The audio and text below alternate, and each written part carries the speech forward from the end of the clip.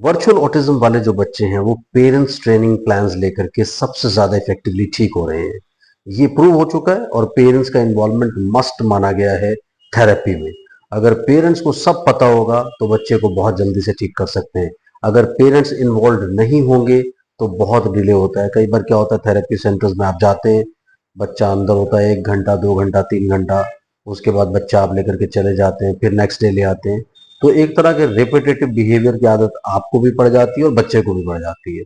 लेकिन अगर पेरेंट्स अपने प्लान्स लेकर घर पर प्रैक्टिस करते हैं तो अपनी कन्वीनियंस से वो प्लान्स को प्रैक्टिस करते हैं और बहुत जल्दी से अपने बच्चों को ठीक कर लेते हैं, क्योंकि डायरेक्टली प्लान्स पेरेंट्स को एक्सप्लेन किए जाते हैं कि आपको ऐसा प्रैक्टिस करना है। और ये प्रूव हो चुका है कि ये पेरेंट्स ट्रेनिंग प्लान से बच्चे बहुत फास्ट ठीक होते हैं। आपका आधा टाइम आधा पैसा बच जाता है कम से कम। अगर आपको नॉर्मल थेरेपी लेने में करीब 2 साल 3 साल का टाइम लग रहा है, तो पेरेंट्स ट्रेनिंग प्लान से लोग एक एक साल में भी अपने बच्चों को ठीक कर रहे हैं। तो इसी तरीके से चीज़ों को आप ऑब्जर्व करते रहिए। यहाँ हम डिस्कस करने वाले हैं कि एक क्वेश्चन आप हमेशा पूछते हैं कि वर्चुअल ऑटिज्म अगर हुआ है स्क्रीन से, तो बाद में स्क्रीन का क्या करना है। जैसे बच्चे की अंडरस्टैंडिंग डेवलप होनी शुरू हो गई, बच्चा इन्वॉल्व होना शुरू हो गया, अटेंशन बन गया, फोकस बन गया, अभी बच्चा पेरेंट्स के साथ इंटरेक्ट भी करता है, अपने वर्ल्ड में भी नहीं है, लेकिन अभी उसकी अंडरस्टैंडिंग डेवलप हो रही है, स्पीच अभी उसका आने वाला है।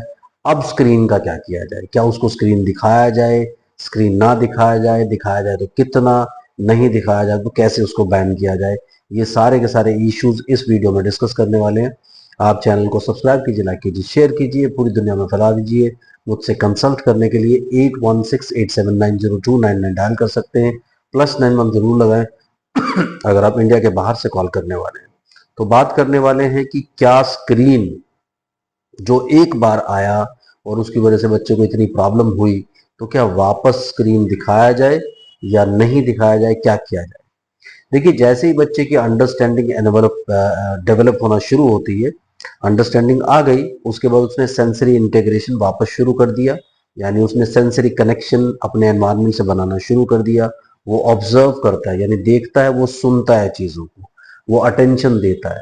तो आप क्या करें, क्या स्क्रीन दिखा सकते हैं? तो इसका जवाब है हाँ, आप पहले भी स्क्रीन दिखा सकते थे। प्रॉब्लम क्या हुआ कि जब आप स्क्रीन अपने बच्चे को देते थे तो उसमें क्या होता था, स्क्रीन देने के बाद भूल जाते थे। आधा घंटा 1 घंटा 2 घंटा अपने कामों में लगे रहते थे, और बच्चे का माइंड क्योंकि सिंगल टास्किंग है, इस तरह के बच्चों का माइंड सिंगल सिंगल टास्किंग होता है। तो प्रॉब्लम क्या होती है कि वो एक ही तरफ एंग्रोस हो जाते हैं। आप अपने काम में एंग्रोस हो गए या अपने काम में एंग्रोस हो गए। उससे मैंने आपको पिछले एक वीडियो में एक्सप्लेन किया था कि स्क्रीन कैसे उसके ब्रेन को पूरी तरह से अपनी ग्रिप में ले लेती है, हिप्नोटाइज कर लेती है, और उसके बाद बच्चा उसी वर्ल्ड में चला जाता है। लेकिन जब आप अब स्क्रीन देने लगे हैं, यानी मैं चाहता हूं कि आपके बच्चे मेन स्ट्रीम हो। नॉर्मल बच्चे भी तो स्क्रीन देखते हैं, नॉर्मल बच्चे मीठा भी खाते हैं, दूध भी पीते हैं, दूसरी डाइट्स भी लेते हैं, तो डाइट के ऊपर भी बड़े सारे क्वेश्चन होते हैं। जबकि कई सारी स्टडीज हो चुकी है कि डाइट से बहुत बड़ा फर्क नहीं पड़ता है। लेकिन हाँ, आपको ख्याल हर चीज में रखना होता है, यानी लिमिटेड क्वांटिटी में आप सब कुछ दे सकते हो। अपने बच्चे को किसी चीज से डिप्राइव ना कीजिए, लेकिन आप पूरा उस पर बैन मत लगाइए, पूरा उसको रोकने की कोशिश मत कीजिए।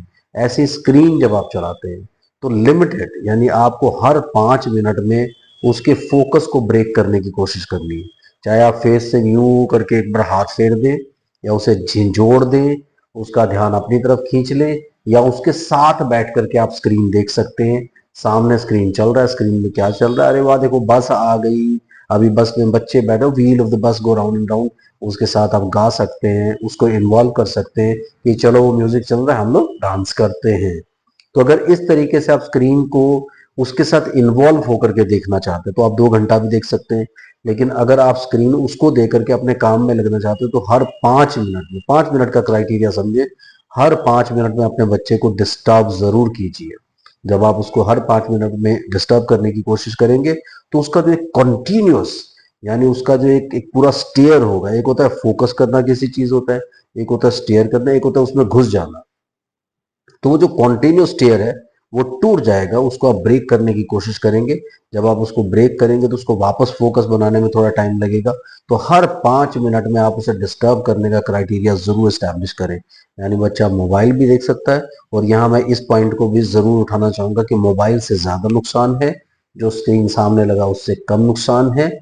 उसकी एक बहुत बड़ी वजह ये होती है कि सामने जो स्क्रीन लगा होता है वो दूर से देखना पड़ेगा, यानी बीच में और बहुत सारी डिस्ट्रैक्शंस आने के चांसेस होते हैं। लेकिन जो स्क्रीन उसके सामने यानी फोन का स्क्रीन, वो यूं करके देखेगा, लेट करके उसको यूं करके देखेगा या यूं बैठ करके देखेगा, यानी बीच में और कोई डिस्ट्रैक्शंस नहीं है, उसकी वजह से ज्यादा चांसेस होते हैं कि बच्चा इस स्क्रीन में जाकर के खो जाएगा। तो आपने उसको खोने नहीं देना, उसको इन्वॉल्व नहीं होने देना अपनी स्क्रीन में, चाहे वो दीवार की स्क्रीन है यानी एलईडी सामने लगी हुई है, या मोबाइल फोन है। मोबाइल फोन का मैंने आपको बता दिया ज्यादा नुकसान है, और वो नुकसान क्यों है ये भी मैंने आपको बता दिया। जो सामने स्क्रीन लगी होती है उसमें फिर भी डिस्ट्रैक्शन के बहुत चांसेस होते हैं, इसलिए कोशिश करें कि आप थोड़े थोड़े टाइम के लिए बच्चे को स्क्रीन देना शुरू करें, लेकिन साथ में उसके बैठ करके जो स्क्रीन पर चल रहा है उसके बारे में डिस्कशन करें। बच्चे को सिर्फ स्क्रीन दे करके टाइम पास के लिए और अपनी जान छुड़ाने के लिए बिठाने की जरूरत नहीं है। अगर आप ये फिर दोबारा करने वाले हैं तो फिर दोबारा नुकसान होने वाला है। इसलिए ध्यान ये रखें कि स्क्रीन दे करके थोड़ा थोड़ा डिस्टर्ब उसको करते रहें, इससे आपको बेनिफिट काफी मिलेगा। बच्चा स्क्रीन से, अब पहले जैसे स्क्रीन से वो रिग्रेस करके अब वो स्क्रीन से लर्निंग करना शुरू करेगा। और मेन स्ट्रीमिंग इसी को बोलते हैं कि आप उसे मुख्य धारा में जोड़ने की कोशिश कर रहे हैं, क्योंकि मुख्य धारा में या मेन स्ट्रीम में बच्चा, दूसरे बच्चे भी सब स्क्रीन भी देखते हैं, गेम्स भी खेलते हैं, पजल्स भी खेलते हैं, सब कुछ करते हैं, लेकिन यहाँ आपको ये ध्यान देना पड़ेगा कि इंट्रोड्यूस कैसे करना है, और उसी में ये सारी चाबी होती है। तो thank you very much, keep watching. इसी तरह के कमेंट्स आप देते रहे, आपके कमेंट्स पर वीडियोस बनाने में और ज्यादा अच्छा लगता है। Thank you very much, bye bye.